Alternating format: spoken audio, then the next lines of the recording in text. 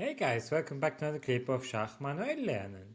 Today with the third round of the Wil Weekend Chess Open. So I had the white pieces and I started with the Gleck system.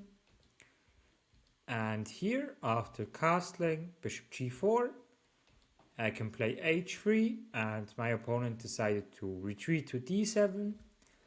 More common is to play like this, g4, bishop here, d3, and then play something like h5 maybe, attacking on the king side, but that's a completely different game. My opponent retreated to d7, d3, and after h6 we can grab the bishop pair, and yeah, now I marked the plan that would have been better for white than what I played in the game. King h2 with the idea to play knight to g1 and then f4. That was the correct way to go. I played knight to e1 and we will see a bit later on e1 the knight is a bit misplaced. So castle f4, capture. I captured with the bishop. I could have also captured with the g-pawn and something like that. So it's a bit a different game. But this one is quite popular also to attack with f5 at some point and just to have a semi-open g-file for attack. However, I captured with the bishop and after queen c8 I played king h2 because this pawn was attacked. King h7. The idea is if black plays a random move, I don't know, knight to b4, I can capture here, and after recapturing I can capture the knight. That's why king h7. Then I played d4. Then, yeah, rook e8 followed in the game, queen d3. And now, yeah, like after king g8, this sequence would have followed. It's obviously just better for white because you win a pawn. But knight to b4 is not much better because after queen d2, you can't really capture here because otherwise after c3 this knight is just stuck in there forever. And yeah, then she just retreated. And here I thought about two move sequence. One was e5, capture and then capture on h6. And after recapturing I could capture there and then we will win the game.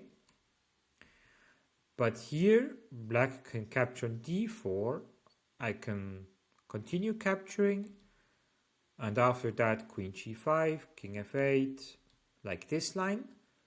And here I wasn't 100% sure if it's winning or not.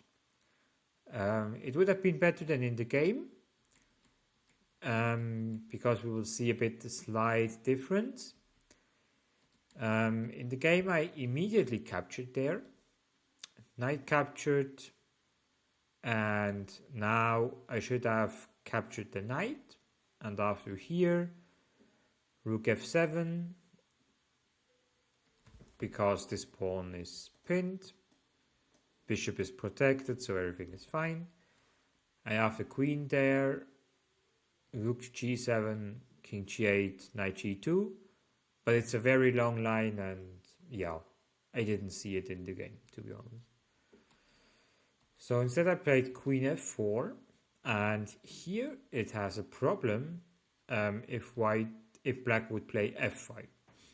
Because after f5, suddenly my bishop is a bit misplaced. And yeah, I can play bishop g5, but then black captures and after a couple of moves, it's not really clear like how white continues here. And if I'm sacrificing there, something like that will lead to a draw because of perpetual check. But my opponent played bishop f5. Then I captured. King captured and I captured on f8. Now we have a pawn, not a pawn endgame, just an endgame with a pawn up. that's what I wanted to say. So rook c8, rook f4, and then bishop f3, to make sure that the rook can't infiltrate on e2. And then after king h7, I played c3, d5, king g2, idea king f2, knight d3, knight d5.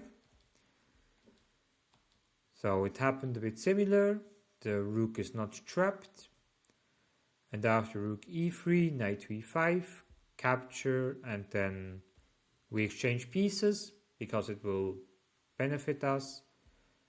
Knight to d7, we push our pawn. Knight to f6, rook e1, rook e8, h4. Now I try to play on the king side and create another pass pawn.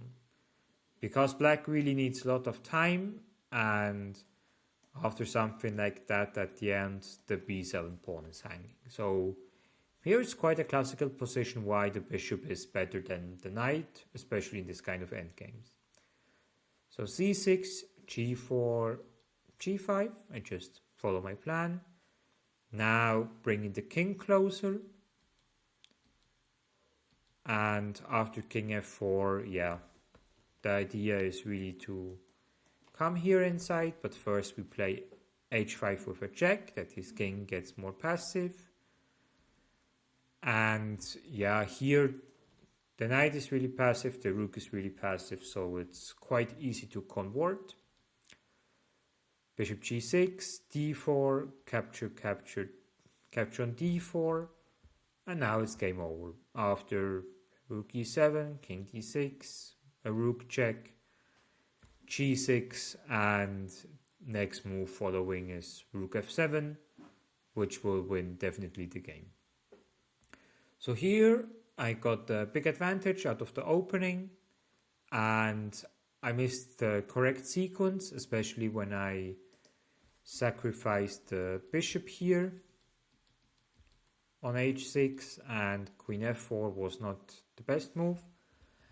Yeah, that was a chance for black to come back in the game. Afterwards it was, yeah, quite easy to play because I won a pawn, had the more active pieces, and that was it to secure the second point in this tournament. And with 2 out of 3 I started in the last game, and what I did there you will see in the next clip. I wish you a wonderful weekend, stay healthy, and see you soon.